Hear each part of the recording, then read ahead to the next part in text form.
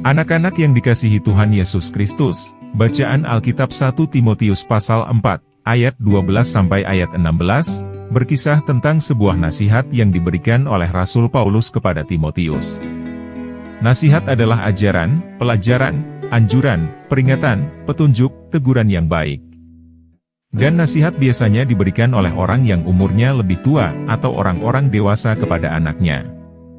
Timotius adalah seorang anak yang umurnya masih sangat muda saat itu. Dan ia sudah menjadi muridnya Rasul Paulus.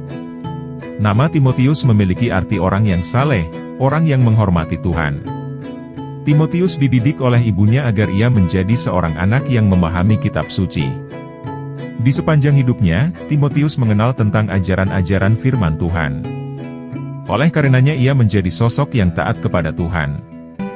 Saat itu, Timotius diberikan tugas untuk melayani salah satu jemaat Tuhan. Nasihat apa yang diberikan oleh Paulus kepada Timotius? Nasihat Paulus yang pertama adalah bahwa Timotius masih muda, akan tetapi ia harus menjadi teladan melalui perkataan dan perbuatannya. Nasihat Paulus yang kedua adalah, Rasul Paulus menganjurkan bahwa meskipun masih muda, akan tetapi Timotius harus rajin membaca kitab suci supaya ia memahami firman Tuhan. Jadi, Timotius diharapkan tekun atau belajar berulang-ulang tanpa jenuh. Dan rajin membaca kitab suci. Mengapa Rasul Paulus memberikan nasihat tersebut? Hal ini disebabkan Timotius masih muda, perlu dasar yang kuat dalam membangun dan mengajar jemaat yang dilayaninya. Selain itu, Rasul Paulus juga menjelaskan bahwa melayani adalah salah satu karunia yang diberikan Tuhan, yang harus digunakan untuk menolong orang lain dan juga dirinya sendiri agar selamat. Bina Anak Pelajaran 11. Judul: Rajin Belajar Alkitab.